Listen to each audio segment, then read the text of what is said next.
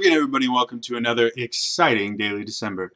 This is Daily December 2015, day 22, I think? Yes, day 22. I'm a couple days behind.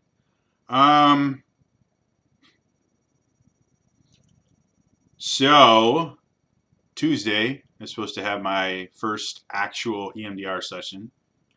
And that session consisted of me sitting in the waiting room for an hour. It was just a miscommunication. She didn't know, my therapist didn't know that I was there. And so, yeah, but it still made me feel like shit. Um, and didn't really help because one of the biggest reasons why I've been so depressed recently has been this kind of, overwhelming dread of how the session is going to go. Because I've never done something like this. Basically, the way it works is I get to relive the traumatic experience while I follow something with my eyes, and that actually helps to rewire my brain. I don't understand all of it, but that's how it's theoretically supposed to work. And they do have a lot of studies showing that it can be as effective as cognitive behavioral therapy, which is kind of the go-to therapy for things like OCD and other behavior-based um, uh, psychoses, etc. So there's a very good chance it'll be very healthy for me. However, I am terrified of it. I have absolutely no idea how I'm going to react to it, and that scares me shitless. So now we have extended that dread another 2 weeks because that's the next time I could actually see my therapist. Um, so yeah, right now I'm beyond miserable. I've actually gotten to the point where I'm so exhausted from having to deal with all this stuff and trying to keep up with the rest of my life that for the past, I want to say 2 days, I can only stay awake a couple of hours at a time. It doesn't matter what I'm doing. I could be sitting there just watching Netflix or, cooking dinner or something like that. I can only remain conscious for, like 1 or 2 hours. At that point, I start passing out.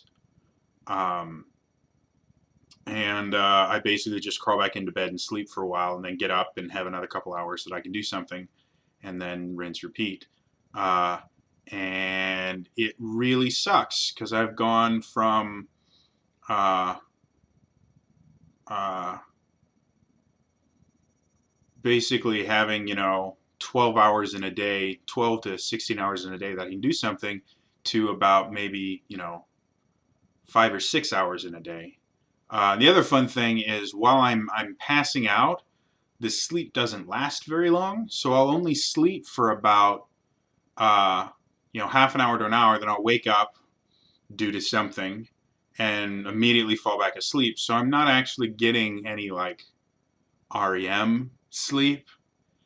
So yeah, I'm kind of out of it. It really, really fucking sucks to be me right now. One of the things I wanted to talk about today is the idea of having an invisible illness and how just exhausting it is to have.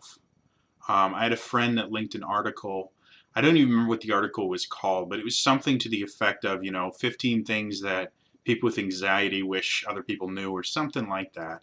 You see literally tons of these things shared on like Facebook and Twitter and stuff like that. And in general, I tend to hate them, mostly because at least the ones that I've seen are obviously either written by someone who doesn't have the disease that they're talking about, and they're using broad generalizations from things that they've heard people complain about, um, or they're written in a way that they are specifically targeting people with that particular issue. to get them to read the article and get the click. So they're not really so much about awareness or helping anyone. They're just looking to be as relatable as physically possible so that people will click it and share it. Um, Both of those, in my opinion, do more harm than help and annoy the fuck out of me. So, being the lemming that I am, I clicked on it and I identified with it massively because it described a lot of things that I had never put into words. Um, it's possible that I just, hit their target demo and I'm feeding right into what they wanted. Um, but it talked about things like a lot of people with anxiety aren't so worried about people finding out they have an anxiety disorder as much as them seeing uh, them getting seen in the midst of a panic attack or something like that. So a lot of their efforts and energy go towards hiding the symptoms as opposed to the disease in general. And the same thing can be true for depressives as well. Um, we are very preoccupied with people not seeing us in our most depressive states because then you get pitied. You get pitied by people, and it's a horrible feeling to have to see in other people's faces and in their eyes that they're like, "Oh, I feel so bad for him. It must really suck." It's this incredible just downer to see people pitying you. Um, so yeah, I wanted to kind of talk about having an invisible disability, and that could be anything from things like I have, like depression and anxiety, have no outward uh, visible signs. Like a person with depression looks like every other person that doesn't have depression, and a person with anxiety looks just like people that don't have anxiety. You can't tell from looking at us that we have these disabilities, but they're incredibly debilitating, and they affect your life massively.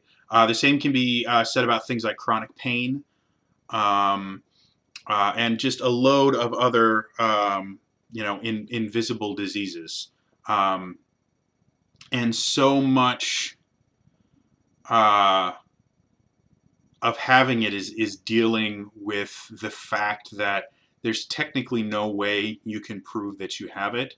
And even though a lot of people will go, no, no, no, I understand, stuff like that, you always kind of get the feeling that they don't believe you, that you're all just making it up for attention. And when you go through something like that, that is as intense and um, damaging as a lot of these diseases are, and you get responses like, well, it's all in your head, you just need to do this or this or this. Um, you get the idea that people think that you're just making it up. And there literally is no way for me to prove, like, there is no test that they can do to prove that I have clinical depression. We know what causes it. It has to do with serotonin and dopamine receptors in the brain not working the way that they're supposed to, and because of that, bad things happen. Um, However, to be able to prove that your receptors are not, receiving those particular neurotransmitters the way that they're supposed to, they would basically have to cut into your brain. And even then, I don't quite understand the science enough to be able to um, tell you that they could prove that these receptors weren't working the way that they're supposed to. Again, it's not my field of expertise. I have no idea. Um, and anxiety is sort of the same way. It has to do with chemical reactions and wiring not working the way it's supposed to in your brain. But there's no way to prove it. Like I can't like if I go in for strep throat, they shove a really long Q-tip down my throat, take a swab, and in a couple of days, if they see growth on the petri dish, I have strep throat. That's easy to prove. Cancer, they find the cancerous growths in there. Like all these other diseases that are horrible and debilitating, You have proof, and these things like chronic pain and stuff like that are real. Um, and yet there's no definitive way to prove it beyond um, diagnosis from a professional that understands the symptoms and everything like that. And even then, a lot of people that don't understand it are never going to believe you, and are going to treat you differently because of it. And it's horrendous and horrible, and it makes you doubt your own sanity, and it makes you doubt yourself. Um, maybe I am just taking this too personally. Maybe I am just freaking out over nothing. If I could only just control, if I only would stop making myself do this, maybe I'd be able to do this, or maybe I wouldn't be single, or maybe I wouldn't be unemployed, or maybe, I'd have a better job, or, maybe I'd have more friends, all if I didn't stop doing this, or if I could start doing this, and it's all in my head. And it's just, it's incredible. And as long as there's the stigma that is attached to mental illness in general, um, it's never going to get better because people don't want to talk about it. People that have the disease don't want to talk about it because they're afraid of people treating them differently. People that don't have it don't want to talk about it because they can't understand it. And it is a rather terrifying thought that you don't have control over your own emotions, or you don't have control over your body in certain aspects. That freaks people out. So they don't want to talk about it, and those of us that have it don't want to talk about it.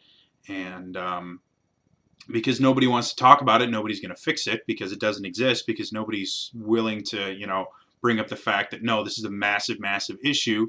The 10th leading cause of death in this country is suicide.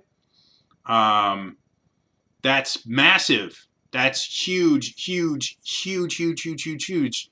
I mean, people talk about gun violence all the time and how horrible it is. People die by suicide so much more than by guns, infinitesimally more than by guns. And yet we will sit there and argue and lobby for gun control and completely ignore the fact that mental health in this country and around the world in general is considered a taboo subject. It's killing more people than all but 9 other things, and half of those are things like diabetes and heart disease. Yeah. So, yeah. Having depression sucks. Having an anxiety disorder sucks. Having both at the same time sucks. And the fact that if you've never dealt with it, there's a good chance that you're not going to be able to understand it sucks. And the fact that no matter how many times I talk about this, and no matter how many times I share my own personal experiences and try and get the word out that this is a real thing, that this is something that we need to be, doing something about. A large portion of the population is going to think that I'm doing this for attention or for clicks, uh, or that I'm just not trying hard enough, and that truly sucks. So yeah, invisible diseases are real. They cause real problems, and they need to be treated just as they need to be treated as just as significant as HIV or cancer, or all the other diseases that claim hundreds of thousands of lives every single year. Depression does too. Suicide is a real issue in this country. So yeah. Sorry, this is a little bit long and really down, but like I said, I am really doing poorly right now, and doing a little rant on this helps a little bit. Not a whole lot. Life still sucks. But today, yeah, it's almost 4 o'clock in the morning. Today, I'm going to go see Force Awakens again with my family. We're going to go out to dinner and do some other fun stuff. It should be great. So hopefully it'll make things a little better. I'm now, I think, 2 days behind, so I'm hoping that I can get 2 more videos shot tomorrow, so I'm caught up by Christmas. We will see. Again, an hour of consciousness at a time does not lend itself to making videos. So, anyway, that's all for me today. See you guys tomorrow with another day of December. All right? Bye-bye!